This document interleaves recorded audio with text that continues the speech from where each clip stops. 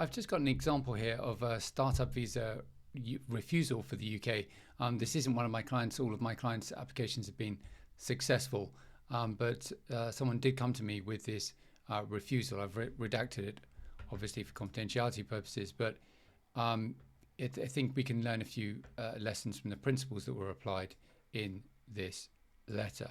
Now, let's just read through it. So you need 25 points for the application in this aspect of the application.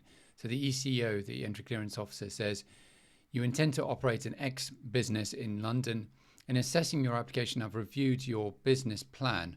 Whilst your market research demonstrates that the business may be viable and the nature of the business can be scaled, I'm not satisfied that it was innovative.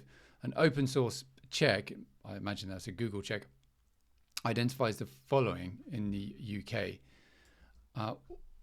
And then, a list of websites is given. And then it says all of the above businesses operate in the same field as you, some of which are in London. I accept that you have reviewed some of this competition in your business, in other words, your business plan, and that you have identified their weaknesses. However, I'm not satisfied that you aim to do anything different, truly different from the list of businesses.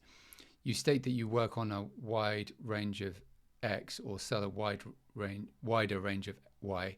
However, I'm not satisfied on review of the market in the UK that your business premise is innovative. Ultimately, your intention is to operate an X website, and such businesses already operate in the UK.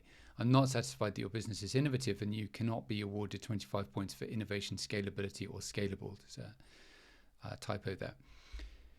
In view of the above, you cannot be awarded the 70 points required and your application is consequently refused.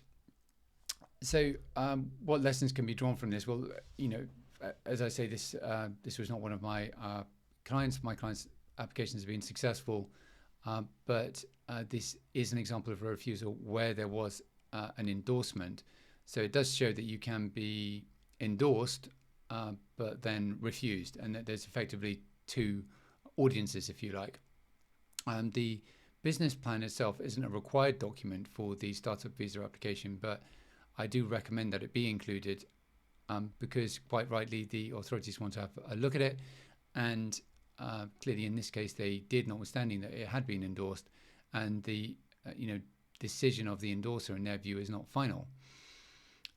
Now, I do know why, knowing the details of this business, I do, having spoken with the applicant, I do know why it was refused, and I can see why it was refused. Had this person spoken to me beforehand, then I would have been able to indicate that. Now, what else can we learn from this? I think there's a few other points.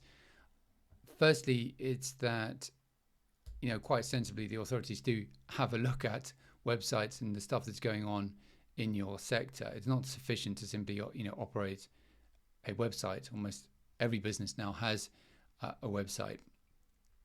That's not sufficient to, to show that you have a digital or a scalable business. But the authorities will look at whether there are ostensibly similar businesses already operating in the UK. So what you're doing does need to be new, and as a bare minimum you need to be able to demonstrate the unique features of your idea, if assuming it has them, which distinguish them from the competition, assuming that your business is distinguished from them. And that's clearly very important. The other point here is that, the market research had been done. The distinguishing factors had been that there's a wider range of X and Y being provided, but simply distinguishing on the basis of price or range of products is not generally going to be sufficient. So these are quantitative differences rather than qualitative differences. And then if we just go back up again, whilst your market research demonstrates that the business may be viable, the nature of the business can be scaled, I'm not satisfied that it is innovative. So the focus here was on innovation, but I think often innovation and scalability go hand in hand, and scalability, I think, is closely overlaps with innovation here. Is the question of whether the growth of your business is limited to the amount of time that you have in the day, or the amount of time that your staff has in a day. I use the example of a consultancy.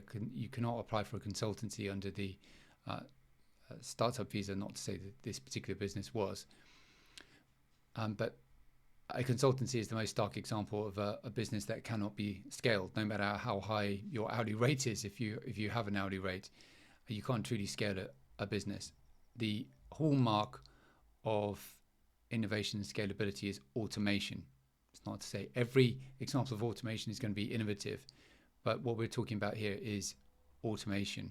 And if automation is completely absent from your business, then I think that's a big indicator that it might be refused.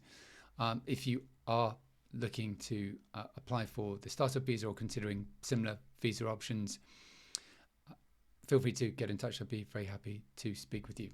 Bye for now.